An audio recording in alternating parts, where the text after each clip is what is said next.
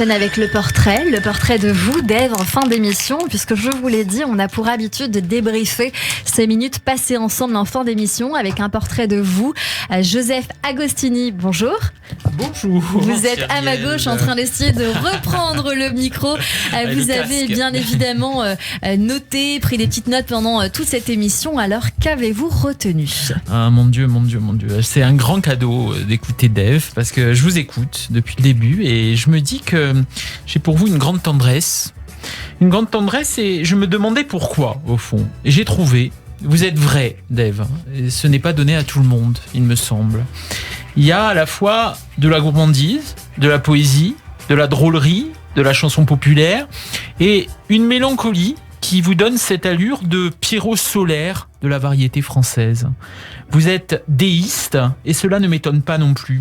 Il y a quelque chose de remerciant. Comme le disait Cyrielle tout à l'heure, j'ai trouvé que ce mot était très joli et vous qualifiez très bien, parce qu'il y a ceux qui disent merci et ceux qui oublient de le dire, ou ceux qui s'y refusent parfois. Et vous dites merci et ça se sent. Et quand on prend la vie comme un cadeau, l'amour du public comme une chance, on ne peut qu'être finalement que dans une sorte de ravissement presque enfantin, toujours à la frontière de l'humour et de l'émotion. Alors, on a beau être complimenté, adoré, choyé, on ne peut plus jamais se prendre au sérieux. C'est ce qui m'est venu en vous écoutant. C'est très bien, bonne conclusion. Alors, c'est presque la conclusion, parce que vous avez dit tout à l'heure, la scène, c'est le nirvana. Et là encore, j'ai trouvé ça très juste, parce que le nirvana, c'est finalement l'oubli dans la plénitude, et on ne regrette pas le temps où on savait dans le nirvana, on s'abandonne complètement. Et il y a comme un au-delà dans le nirvana, un au-delà de notre propre mémoire, peut-être. Et venant de vous, j'ai trouvé ça d'autant plus touchant. Vos chansons vous survivront, Dave, comme Danser maintenant. Et je trouve que le titre Danser maintenant est également très éloquent, parce que c'est comme finalement si on devait danser dans un éternel présent, dans l'ici et maintenant, dont nous parle le Nirvana, quelque chose qui ne vieillit jamais à nos oreilles, qui illustre une époque, qui donne de la saveur aux choses de la vie. Pas étonnant que vous ayez convoqué Marcel Proust, évidemment, du côté de chez Swann. Comment ne pas penser à sa fameuse Madeleine dont il se délectait en la trempant dans un peu de thé. Une heure n'est pas qu'une heure, disait Marcel Proust. C'est un vase rempli de parfums, de sons, de projets et de climats. Et vous avez dit, Dave, dans cette émission, il suffit de parler d'un être pour qu'il réapparaisse, pour qu'il soit toujours là. De Chopin à Patachou, de Morane à votre propre mère, si tous les défunts reprenaient vie à travers l'émotion musicale, on éternise, on crée des réminiscences proustiennes. Et ce que ça nous fait chaud au cœur d'écouter une chanson qui nous rappelle une scène d'enfance, un rire, une larme, quelque chose qui persiste, comme l'amour que vous vouez à votre compagnon et dont vous nous avez si bien parlé également. Peut-être que la véritable conclusion, Dave, au fond, et vous allez me dire ce que vous en pensez, parce que c'est vous qui allez la faire, cette conclusion, je crois. Mais la véritable conclusion, à mon avis, sera pour votre mère, puisque vous avez dit que c'est la personne que vous avez aimée le plus dans cette vie. Et vous avez dit aussi qu'elle elle avait osé un jour vous dire quand même, quand vous étiez enfant, tu chantes aussi bien que tu danses mal. Alors moi, j'ai envie de vous dire que je vous ai jamais vu danser. Tant mieux pour vous. Mais quand je vous écoute chanter, je crois en Dieu. C'était un très bon début, je suis content. J'espère qu'il me donnera quelque chose. Mais en tout cas, je pense que si Dieu se situe quelque part, c'est peut-être dans la simplicité des gens de peu et dans la chanson populaire. Dans la vérité, oui. J'aime bien le mot chanteur populaire parce que ça a l'air un peu naïf comme terme. La naïveté, c'est ce qu'il y a de plus joli, c'est ce qu'il y a de plus bestial, ce qui est plus animal. Et c'est devenu souvent des mots négatifs, mais que pour moi, ils sont on ne peut plus positifs.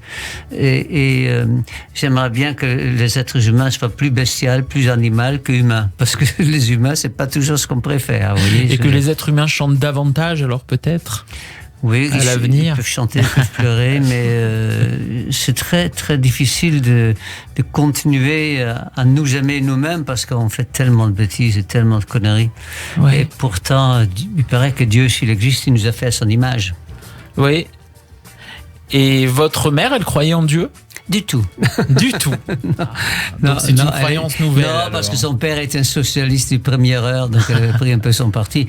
Mais dans le socialisme, il a aimé l'autre aussi, donc c'est bien. Et c'est une des phrases d'un juif très connu qui s'appelait Jésus et qui a dit « Aimez-vous les uns les autres, aimez vos prochains ». C'est pas mal du tout comme phrase. En tout cas, elle croyait en vous, votre mère. Oui, je pense qu'on peut plus lui demander, mais je pense. Pour le coup, elle avait raison, si c'est le cas. Une analyse aux allures de déclaration, un petit peu, Joseph Agostini. Ah, écoutez, oui, c'est vrai que je suis pas gérontophile.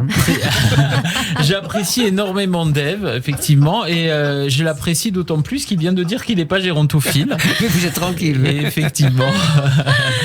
Merci beaucoup, Joseph Agostini. Je suis pas gérontophile, mais je dors tous les soirs avec un mec qui a 72 ans et que j'aime beaucoup. Donc. Mais Joseph est très jeune. Merci beaucoup, j'en ai à Joseph peine Agostini. 96.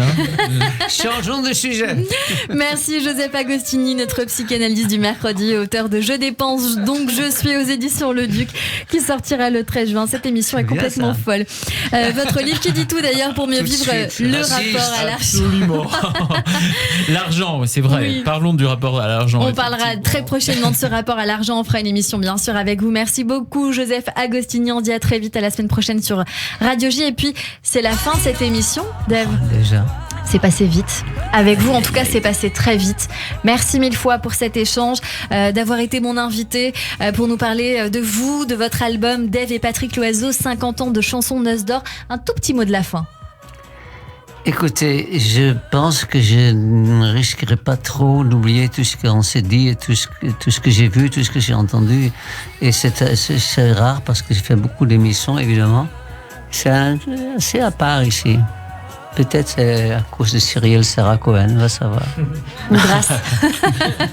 C'était un bonheur. Merci. Grâce, c'est pas mal. Merci beaucoup. Peut-être mieux. Merci mille fois à Dave d'avoir été mon invité.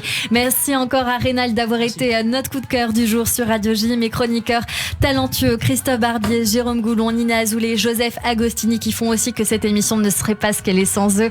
À la réalisation audio et vidéo, Benjamin Arnaud. Notez d'ailleurs que vous pouvez nous réécouter, bien sûr, en podcast sur le site officiel de Radio J, radioj.fr et sur YouTube, Deezer ou encore Spotify. Nous sommes partout. Merci à toutes et à tous de nous avoir suivis. On se donne rendez-vous lundi avec la jeune et talentueuse Laurie Darmon. Nous aurons beaucoup de choses à dire avec elle. Elle a le vent en poupe. En attendant, ce soir à 21h, ne manquez pas Les Enfants de la République avec Frédéric Aziza et son invité, suivi à 22h du Festival Oriental présenté par le merveilleux Avner Azoulay. Belle journée à tous, toujours sur Radio J.